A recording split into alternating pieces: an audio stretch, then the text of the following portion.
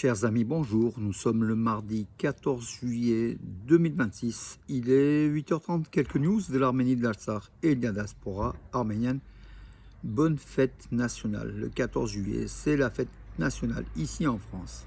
L'Arménie, ce matin, a salué cette fête de la France en joignant par des communiqués, par des messages, des élus, des responsables politiques de la chaîne publique d'Arménie qui a aussi diffusé de nombreux reportages sur la France qui est le pays ami de l'Arménie. On salue la révolution de 1789 et cette belle république où il y a marqué liberté, égalité, fraternité sur cette terre de France. 14 juillet, mes amis, profitons-en.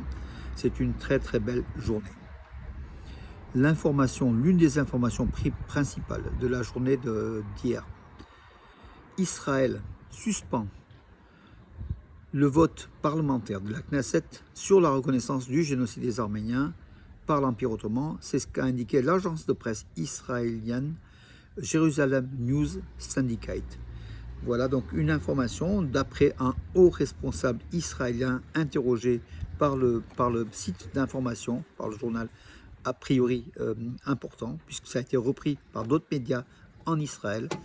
Après le vote à l'unanimité du gouvernement israélien de reconnaissance du génocide des Arméniens et le dossier qui devait être revu par la Knesset, le Parlement israélien, pour être validé par l'État d'Israël, ce dossier-là est toujours bloqué, a été bloqué sous pression, suite à des pressions de la Turquie et surtout de l'Azerbaïdjan, pays allié d'Israël. Voilà, une nouvelle fois, Israël fait un pas en avant, deux pas en arrière, recule devant la reconnaissance du génocide des Arméniens. Israël qui est né en 1948 suite à la Shoah. Israël qui moralement, humainement aurait dû être le premier État au monde à reconnaître le génocide des Arméniens. Israël n'a toujours pas reconnu le génocide des Arméniens et l'État d'Israël refuse toujours pour appliquer sa réelle politique avec ses intérêts auprès des Turco-Azéris. Israël refuse de reconnaître le génocide des Arméniens. Donc a priori, si l'information est vérifiée, il y a peu de chances qu'elle soit fausse. Israël ne reconnaîtra pas par la Knesset, le Parlement, le génocide des Arméniens. C'est une semi-déception, on s'y attendait un petit peu quelque part. Et quelque part, si même Israël aujourd'hui reconnaît le génocide des Arméniens, qu'est-ce que ça changera à la destinée donc, du monde? Qu'est-ce que ça changera? Bien sûr, moralement, c'est important, mais il ne faut pas accorder beaucoup plus d'importance. Voilà, Israël agit par rapport à ses propres intérêts et pas par rapport à l'éthique. Donc, il n'est pas question d'éthique, puisque Israël fait de la reconnaissance du génocide des Arméniens un objet, un élément, une arme politique contre la Turquie et contre Israël, et contre l'Azerbaïdjan, pardon. Et comme l'Azerbaïdjan est un pays allié, Israël retirerait a priori le vote à la Knesset du génocide des Arméniens. Je ne serai pas plus long, mes amis, vous avez tous bien compris donc le sujet, la question. Je ne vais pas dire quelque part, ça nous est égal, c'est quand même important qu'Israël reconnaisse, mais bon, c'est qu'un détail, voilà, tout simplement. Les fonctions de contrôle des frontières et des douanes de la TRIPP en fait, donc de la route Trump qui va traverser du sud de l'Arménie sur 43 km, desservant l'Azerbaïdjan au Nakhitchevan à travers le territoire arménien. Les fonctions de contrôle des frontières sera aux mains sous la souveraineté entière de l'Arménie, le contrôle de l'Arménie.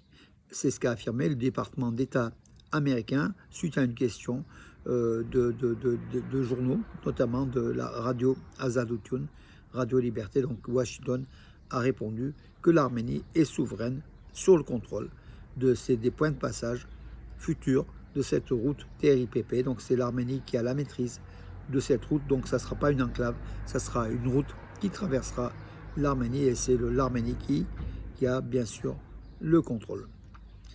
Actuellement, alors que de nombreux pays sont confrontés à une pénurie de carburant, l'Azerbaïdjan dispose d'une source d'approvisionnement fiable.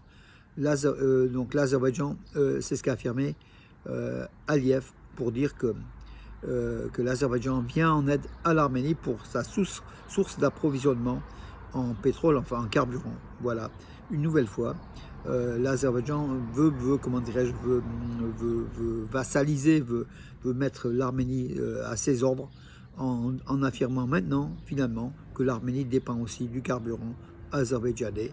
Donc une façon de plus d'emprisonner cette Arménie, et puis voilà, avant peut-être de l'envahir, de la conquérir. En tout cas, c'est une pression. C'est ce qu'a affirmé donc Aliyev lors d'une rencontre à Chouchi, donc avant-hier, donc du monde turcique et de la présence estimée légitime par Bakou de l'Azerbaïdjan sur le territoire occupé du Haut-Karabakh. D'ailleurs, à ce propos-là, Adjiev, le conseiller, Hikmet Adjiev, le conseiller du président dictateur d'Azerbaïdjan, Aliyev, il a affirmé à Chouchi que des médias internationaux avaient dénoncé le nettoyage ethnique des Arméniens du Haut-Karabakh à tort.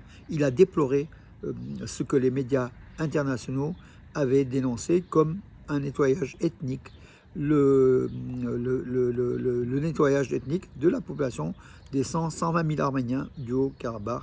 Voilà, une nouvelle fois, l'Azerbaïdjan essaye de refaire son histoire et d'aller à l'encontre de la communauté internationale, des médias internationaux, de l'Europe, de l'Occident, voilà, pour faire valoir sa stratégie d'élimination du peuple arménien du Haut-Karabakh. Voilà.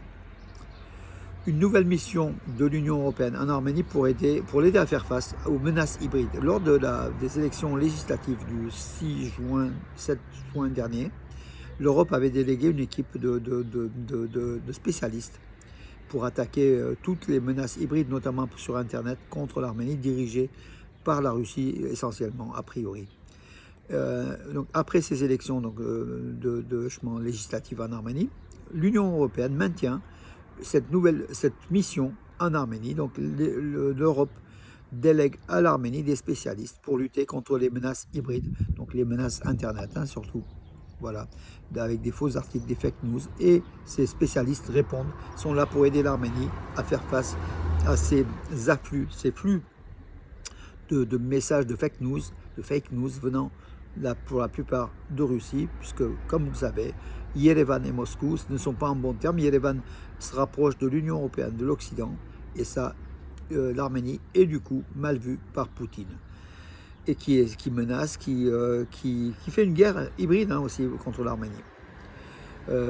Voilà. Et Aliyev, d'ailleurs, de son côté, donc avant-hier à Chouchi, il a déclaré que l'orientation pro-occidentale de l'Arménie est une mauvaise chose, est un mauvais parti. Voilà. Il affirme aussi à l'Occident que prendre l'Arménie comme un partenaire au Sud-Caucase est un mauvais parti. Voilà, pour dire que c'est l'Azerbaïdjan qui compte, beaucoup moins l'Arménie. Et de toute façon, dans les faits, il est jaloux et irrité que l'Arménie soit aussi bien considérée en Occident et en Europe.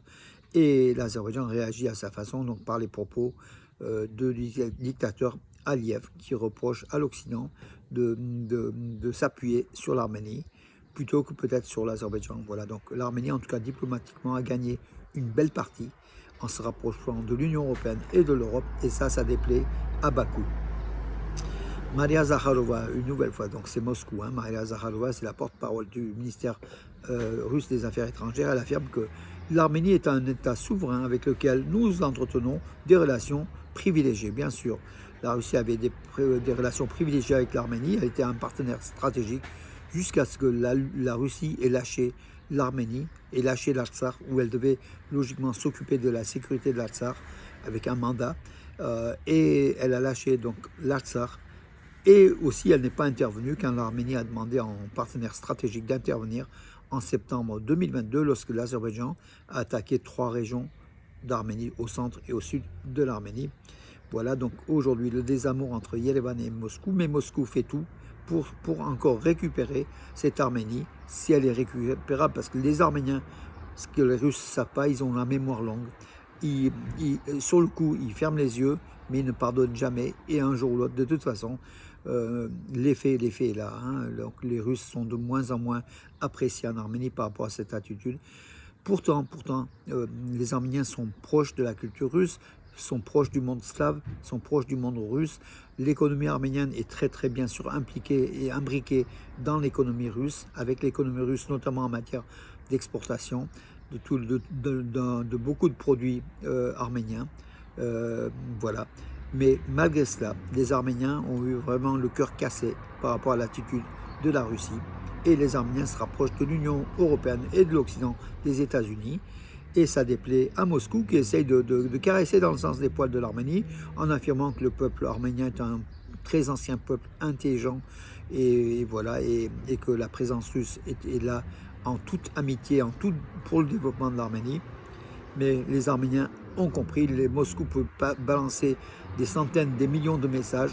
En tout cas, les Arméniens en ont pris pour leur grade, ont su ce que c'était que la Russie de Poutine et savent que malgré le danger russe, qui est l'ours, il faut se méfier contre l'Arménie, et peut-être pour la Russie qui reste toujours un grand partenaire commercial, économique, voilà, les Arméniens ont compris que leur avenir passait plutôt avec l'Occident qu'avec le grand voisin menaçant du Nord, qui est en fait le reste d'un pouvoir impérialiste des tsars. C'est l'empire des tsars qui continue à travers la Russie de Poutine.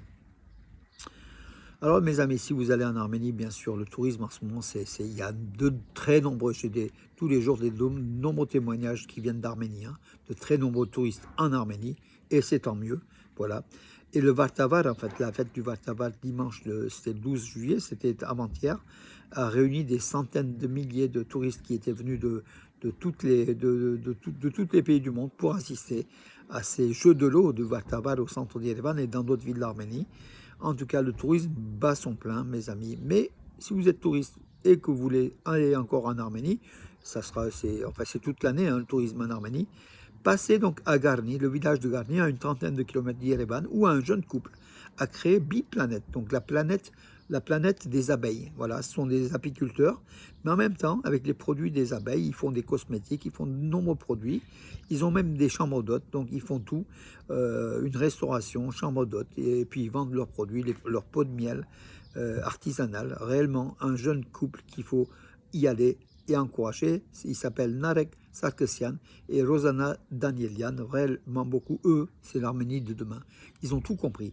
Ils ont tout compris de l'écotourisme. Ils ont compris que les gîtes ruraux, ces tourismes qui sont en dehors de la capitale arménienne, où les gens vont découvrir la nature, découvrir les richesses de l'agriculture, justement, et là notamment donc des abeilles, c'est quelque chose d'important. Ils ont tout compris, ils ont monté cela et l'affaire marche plutôt bien. Allez-y mes amis, à Garni, le village de Garni, qui est le village où il y a le temple, le seul temple romain d'Arménie du 1er siècle.